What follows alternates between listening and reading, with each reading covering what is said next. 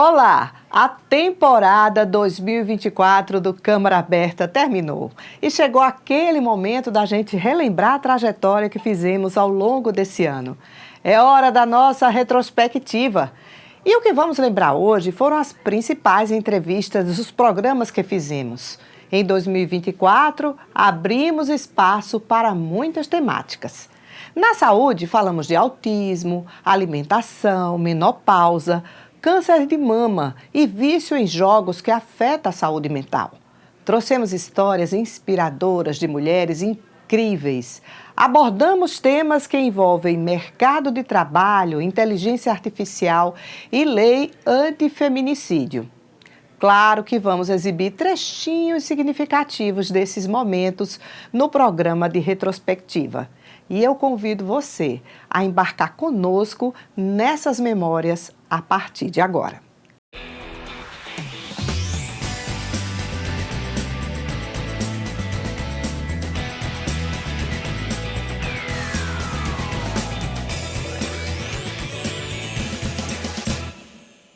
Seja muito bem-vindo, bem-vinda ao nosso Câmara Aberta de Retrospectiva. E eu que fiquei na dúvida em escolher trechinhos de apenas alguns dos 36 programas gravados esse ano. É muito desafiador isso, viu? Mas vamos lá. No começo de 2024, a gente falou sobre saudade e medicina e espiritualidade. Confira algumas partes. Saudade, ele é um sentimento que ele é marcado pela ausência ou distanciamento de algo ou alguém. E é tão interessante quando a gente pensa assim, se é marcado por essa ausência, existe o afeto. Então, é marcado pelo afeto, é marcado pelo sentimento. Então, quando a gente pensa em saudade, são aqueles sentimentos que a gente tem de alguém, de alguma pessoa que nos fez muito bem. Por isso que é marcado pelo afeto. O afeto é você ser afetado por alguma coisa ou por alguém. Aí eu fico pensando assim, quando a gente é criança, a gente gosta muito de estar ali com a nossa avó, né, visitar. Quanto afeto a gente não recebe ali? Por isso que essas memórias afetivas nos trazem... Criam memórias ali. Cria memórias ali. E é exatamente isso, né? Saudade, em outra perspectiva, é você visitar a sua memória que foi muito bem, que fez bem, que existiu o sentimento. Eu ainda falo mais, quando eu penso em saudade, não existe outra possibilidade de eu alcançar a saudade se não for atravessado pelo sentimento do amor. Porque eu só consigo chegar na saudade se eu chegar no amor. A gente vê na literatura, na história da saúde e espiritualidade, existe uma referência muito importante que é os estudos da Universidade de Duke nos Estados Unidos, com um grande pesquisador que é o Harold Kuhnisch. E ele lança um livro em 1980, na década de 80, que é o Handbook of Spirituality para o profissional de saúde, né? Então ele vai trazer para o profissional de saúde a possibilidade de você trabalhar a espiritualidade dentro da sua prática de trabalho, né? O médico, o enfermeiro. E isso chama a atenção das pesquisas médicas. E aí começam a surgir os trabalhos. Então você vê uma ascensão muito grande a partir daí de muita gente buscando as explicações científicas, não ficar na filosofia ou na religião apenas, mas entrando na parte científica para questões espirituais, né? Tanto nos vários aspectos que a gente pode imaginar, né? Como abordar a espiritualidade do paciente, as experiências espirituais que o paciente traz, será que podem ajudar? Será que eu posso usar essa ferramenta de algo tão importante da humanidade para ajudar na saúde? De que forma também não devo usar, né? A abordagem equivocada que eu posso atrapalhar e causar, às vezes, até doença. Vale a pena relembrar também que em março nós aproveitamos a data do Dia Internacional da Mulher e falamos sobre sororidade feminina. Mas também trouxemos histórias inspiradoras de mulheres como Poliana Dutra, Efoniak e Patrícia Rosas. Vamos lembrar. É muito forte ainda o machismo.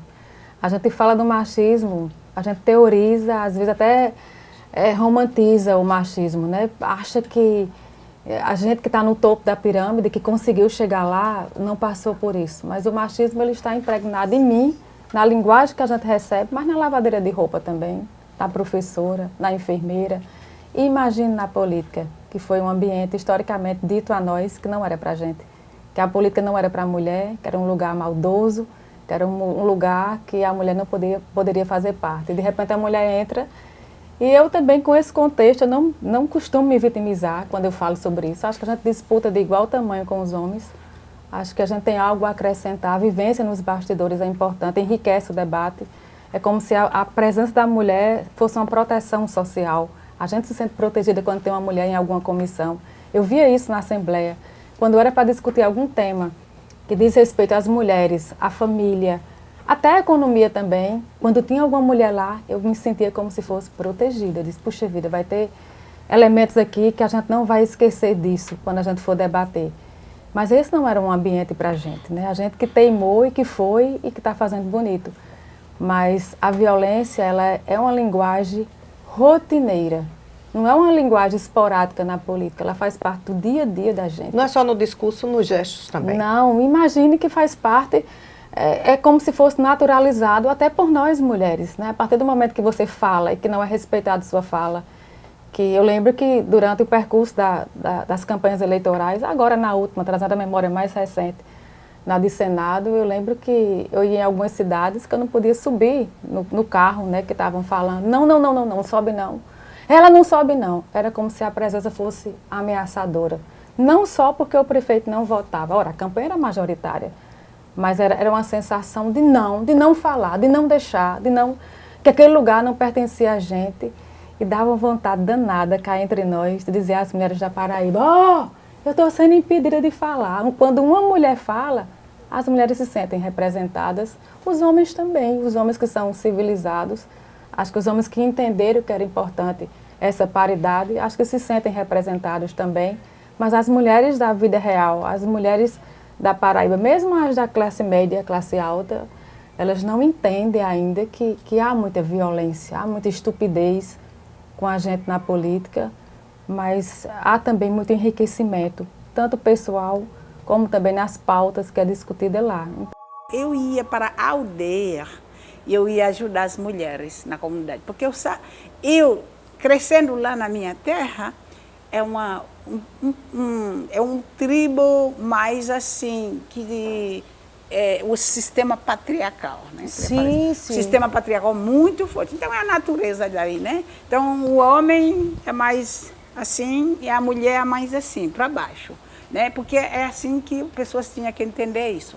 Mas eu nunca concordei com isso. Você questionava Sempre isso? questionava e eu achava as mulheres sofriam muito. Então, quando eu ensinava na escola, né, a escola superior, e eu ia na aldeia no final da semana para trabalhar com as mulheres do bairro, para ajudar elas se encontrarem, para saber o que elas querem na vida delas, para saber dizer o não, para batalhar melhor com saúde. E isso eu já tinha. transformar isso com educação e saúde. Fazia isso com educação e saúde, porque já conhecia as plantas, já conhecia muitas coisinhas boas para a saúde. Então, com as mulheres, a gente trabalha a questão da liberdade, ao mesmo tempo a questão da saúde, a questão de se libertar também como mulher. Pode viver naquele sistema patriarcal, mas sempre tem caminho.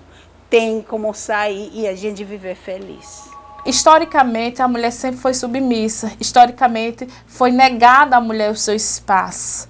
E eu quero dizer às mulheres que nós carregamos o universo dentro de nós. Nós costuramos destinos. Nós transformamos realidades. Eu quero deixar um exemplo da minha mãe. Minha mãe tinha que repartir um pão para 10 filhos. Minha mãe era uma mulher de fé. Então, eu quero dizer para todas as mulheres nesse momento, a fé nos move, a resiliência nos transforma. Então, muitas vezes somos limitadas pela sociedade, pelo machismo, por tantas outras estruturas sociais. Mas eu quero dizer que nós carregamos o universo dentro de nós, nós temos uma potência, nós podemos sim. Eu acho que é isso que a gente precisa entender. Nós podemos sim, em qualquer lugar, de qualquer forma, onde queremos estar, nós podemos estar. E aí, a minha história é uma prova disso. Quem poderia imaginar uma menina pobre, negra, que morou dentro do lixão, hoje ocupar o cargo de professora efetiva da universidade?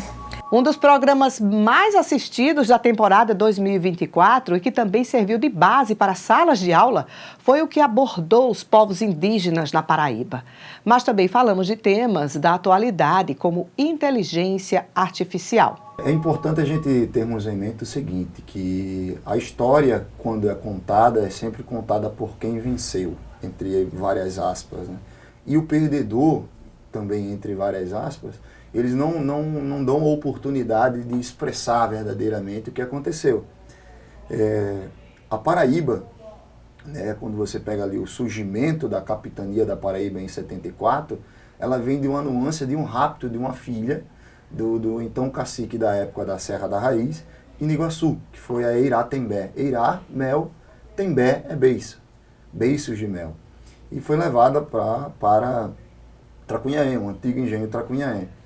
Na promulgação da lei de 88, foi lançado um livro intitulado Índios, Heróis do Brasil, que conta essa história de uma forma belíssima. Também vai falar o Frei Vicente do Salvador, em sua obra, né, lá no História do Brasil, que ao raptar Iratembé, o então Diogo Dias desafiou os potiguaras.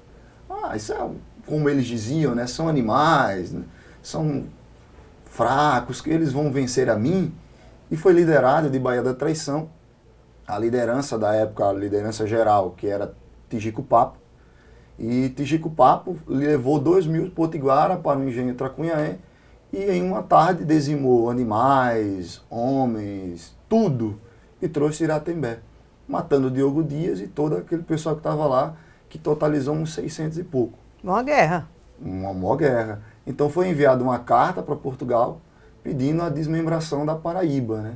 Da capitania de Itamaracá, na época, e a fundação do Rio Paraíba, a capitania real do Rio Paraíba, em 74. João Pessoa vai surgir, a data que se comemora a fundação de João Pessoa, na verdade, segundo o próprio Sumário das Armadas, esse livro maravilhoso também vai falar do Gabriel de Souza Soares, foi um tratado que eles fizeram com os tabajaras para entregar os potiguaras e tal.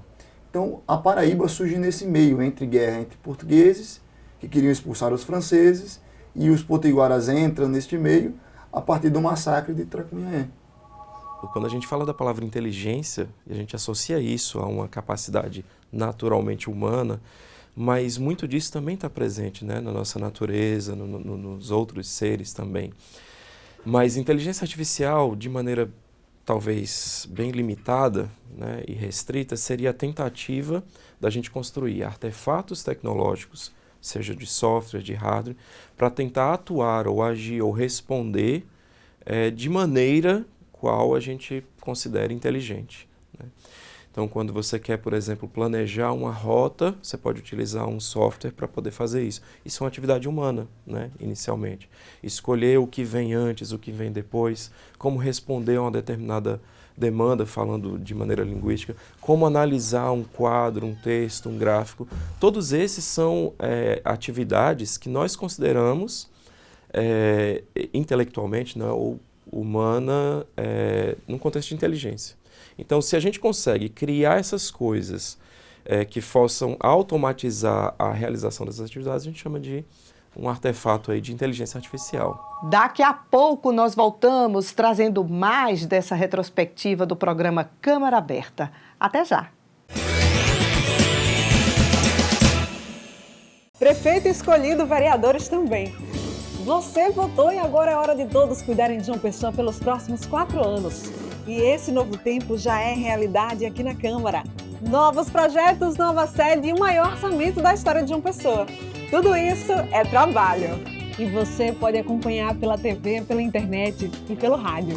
Porque se depender da gente, 2025 já tá on. Câmara Municipal de João Pessoa, a Casa do Povo. A Cultura da Paraíba em Alta. Um programa intimista, apresentado pelo Mestre Fuba. Ele começou a exercitar a sua arte nas redes sociais. Eu dei um coice na engenharia pra fazer teatro, música e poesia. Com artistas da terra, música, artes plásticas, literatura, teatro e cinema. O Jardim Cultural da Paraíba aqui. na TV Câmara, às 7h30 da noite, toda sexta-feira.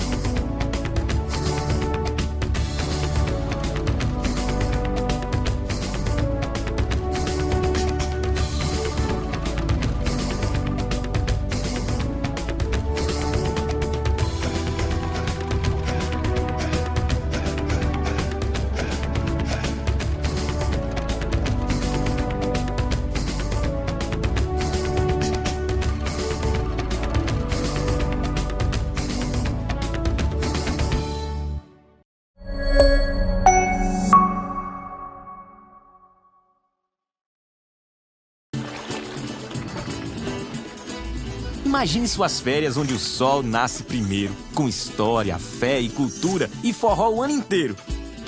De um povo acolhedor, como nunca se viu na vida. Faça logo suas malas e vem-se embora pra Paraíba.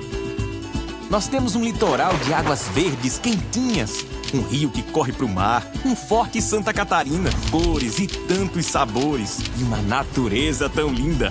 Não pense nem duas vezes, vem-se embora pra Paraíba. O maior São João do mundo é feito lá em Campina. Rapel na pedra da boca, Hollywood nordestina, pegada de dinossauro, beleza que só bexiga. Homem, o que tu tá esperando? Vem-se embora pra Paraíba. Nessas férias, deixa a Paraíba te surpreender. Vai ser um prazer arretado te receber. Governo da Paraíba.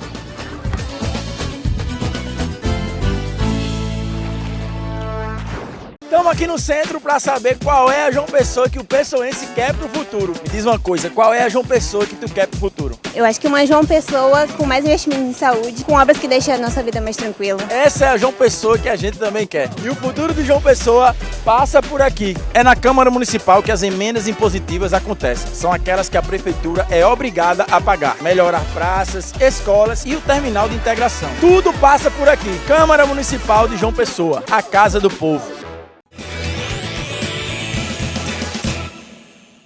Voltamos com o nosso programa de retrospectiva.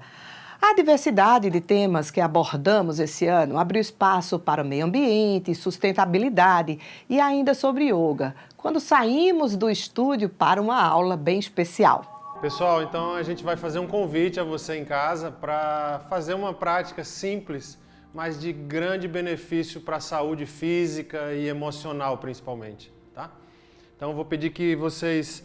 As meninas vão demonstrar aqui com a gente inspire destravando os joelhos. Se você estiver em pé, né? Se estiver sentado, puder ficar em pé um pouco, mas pode ser feito sentado também. Então só que a gente inspire elevando os braços e solte o ar, trazendo esse movimento bem lento e ritmando essa expiração mais lenta com o movimento dos braços. Então inspira, eleva, cada um no seu ritmo, né? Solta o ar e volta bem lento. Inspira, eleva. Solta o ar bem lento. Isso, assim você se reconecta com a tua respiração a princípio.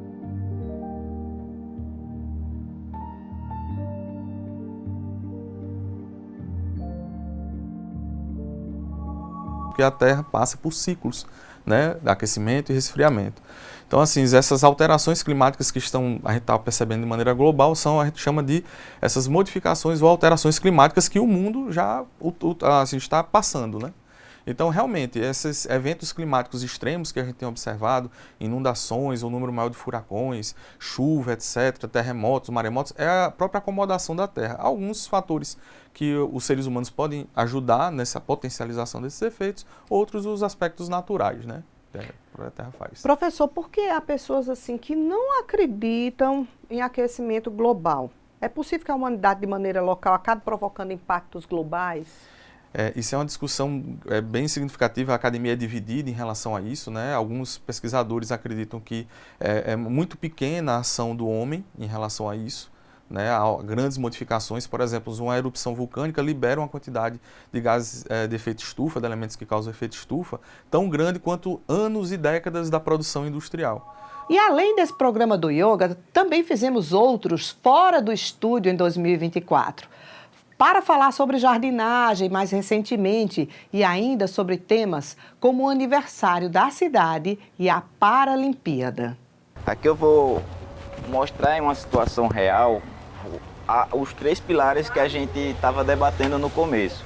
A rega, a fertilização ou nutrição da planta, que é através do substrato ou terra, e também a luminosidade. Eu vou começar pelo substrato ou terra.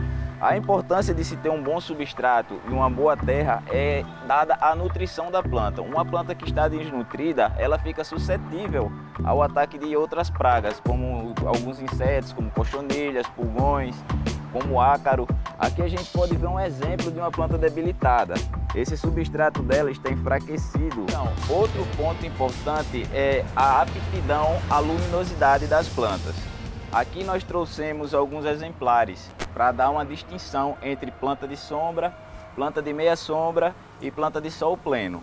Por exemplo, um cacto, geralmente as pessoas compram para colocar dentro de apartamento e não é legal, porque uma planta de aptidão de sol pleno, ela necessita de muitas horas de sol para ficar na característica morfológica dela e ter a otimização do seu metabolismo, por exemplo. Essa planta já é de um ambiente com um pouco de luminosidade direto. Ela não aguenta uma luz forte do sol durante o dia todo, pois senão ela vai queimar toda, vai ficar feia e vai acabar morrendo. É uma planta de meia sombra. E aqui nós temos plantas de sombra também, como por exemplo o antúrio e a alocácia.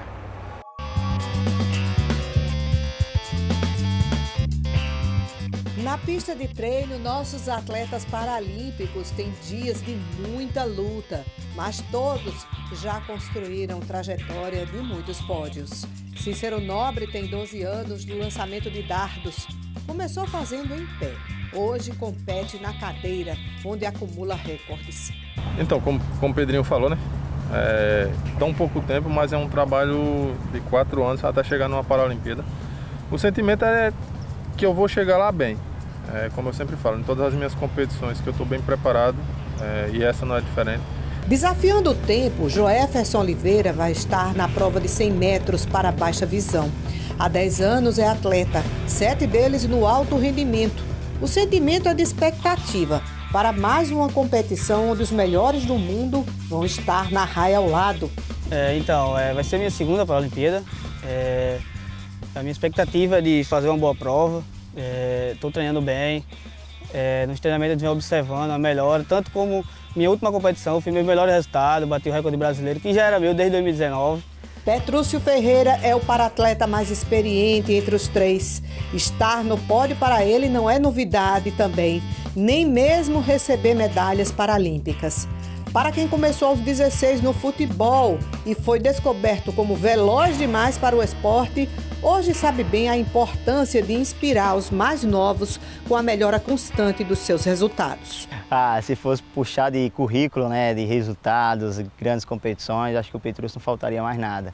Mas existe ainda sempre esse desejo da minha pessoa de buscar, né, os meus limites, superar a cada treino, a cada competição, né, buscar melhorar cada vez mais meus resultados. Então o Petrúcio ainda deseja muito isso, de trazer uma representatividade, né, para dentro do cenário paralímpico, para a pessoa com deficiência, e trazer sempre resultados para o nosso Nordeste, mostrando a força do nordestino, né.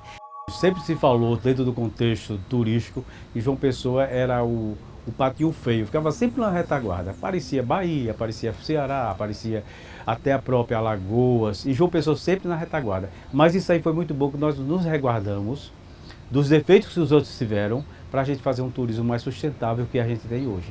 Então hoje João Pessoa se transforma num grande polo turístico, onde o mundo todo quer vir não somente visitar, mas morar aqui em João Pessoa. Muita gente de fora morando Muita aqui. gente veio de fora. A gente sai nos lugares e já percebe sotaques diferentes. Nós temos restaurantes aqui e a gente no restaurante, a gente conhecia todo mundo. Hoje a gente entra no próprio estabelecimento nosso, a gente conhece 3 gatos pingados. Quer dizer, a maioria é gente de fora.